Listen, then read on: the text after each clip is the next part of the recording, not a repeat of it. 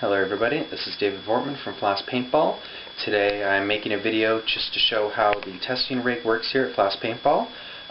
Just had some people every now and then asking me some questions on exactly how I do certain things, how everything works. Just basic questions, and I thought it might make an interesting video to show exactly how I do all my testing here. So, this is the base of it right here. Right now I have my TM7 clamped in. I use this for probably 80% of the testing just because it's the marker I'm most comfortable with. It's the one I always use and it fits in nice and easy.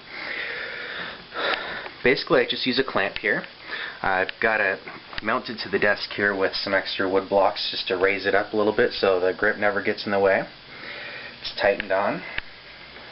It's not hooked up right now. I use a Pro Connect 3 line here with a direct line down to a scuba tank. What I do is I actually, hope it's not too dark under here, I actually have a scuba tank hooked directly up to a 13 cubic inch high pressure air tank. That way I can use the rag right on the tank just to put the output to 800, I believe this one's 850 psi, and then that puts it straight in the marker. I use scuba tanks mostly because that way I can shoot thousands of shots and the pressure stays pretty much the same. So you can see it just hooks straight from there and goes straight to the marker. I've got 4 tanks, so pretty rare that I have problems with air running out.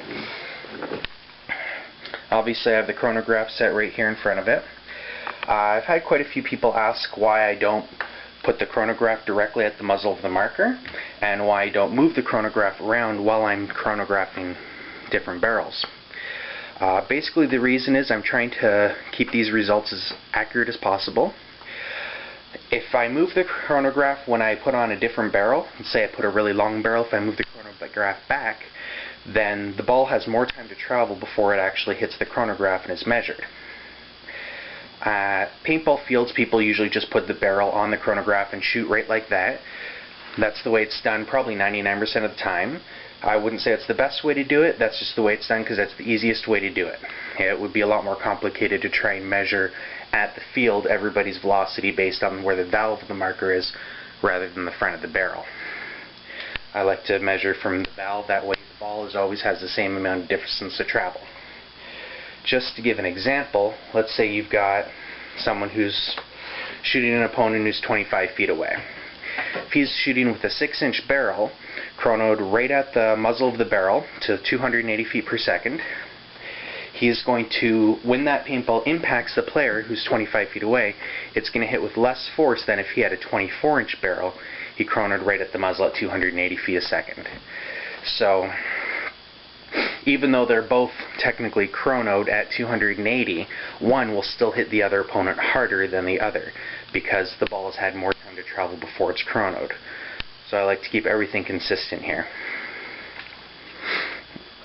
I've got 2 different sound meters.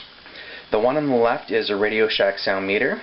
This one I use mostly for, it's more accurate for trying to base what the sound is, what the sound would be if it was heard by a human, by a person basically. So the readings are a little more accurate in that ways for the real world. The other one, it's an SPL 1000. I just got it off eBay. It's more useful because it shows a greater variation. So if I'm trying to see the difference between a bunch of different barrels, this will give me much better results than the Radio Shack one. It won't show me exactly the differences, what I'll hear differently when I'm shooting or being shot at, but it'll tell me the differences between markers a little bit more accurately. Over here I hang my data sheet. Whenever I'm testing, I always take all the data down. I've got, I usually have a couple dozen of these at a time. And that way I can measure volume and feet per second. I've got room for lots. Sometimes I'll use a dozen or more of these in a single test, so it's quite handy to have. And then I go and put it on the computer later. It's a lot easier than bringing a laptop down. I'm just going to hang that back up. Now, what I also do is I have a laser mounted to the marker here.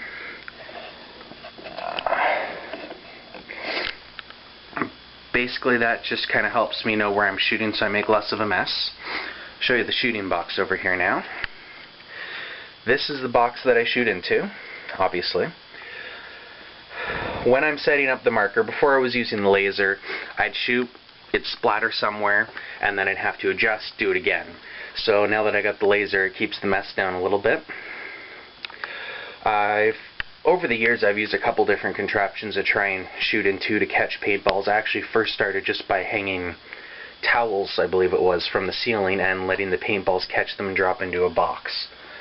Problem with that was they'd rip through pretty quickly and I'd have a destroyed towel. I need to get another one, and a lot of time they'd miss the box, they'd fall, they'd break on the ground, make a big mess. This I've been using for a while. Basically, it's a big, fully enclosed box. The inside is painted with several layers of a oil paint just so that it won't eat into the wood over time. Inside I've got an angled, a piece of wood maybe 4 inches thick, covered in several layers of foam, and then maybe 24 layers of paintball netting. As you can see, it's starting to eat its way through, so I'm going to have to replace that soon. Everything that goes inside the box splatters, drips down the bottom in through a cone, and then I've got a couple of different buckets that I use, and it just catches all the paint. As you can see, that's quite pretty. And that's what it looks like after a test. So in the end, that's all I have to clean up right there, just the paint. So that's actually quite nice to have.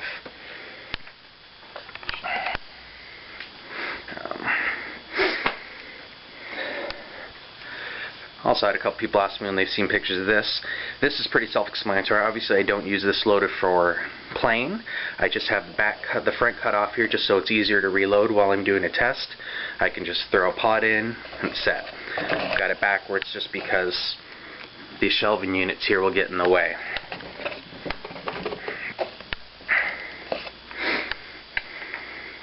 That's pretty much it. I've got a sink right here that's installed just to make things to clean up a lot easier. I use all kinds of different types of paint. There's not one specific paint I do use for my tests. Sometimes I'll use tournament grade paint, sometimes I'll use rec grade paint, sometimes I'll use white box. I like to be able to get different types of results so that I know what a certain setup will shoot with premium paint, and I also know how it'll shoot with white box paint. Everything's different, so it's nice to have as much data as possible. I think that's about it.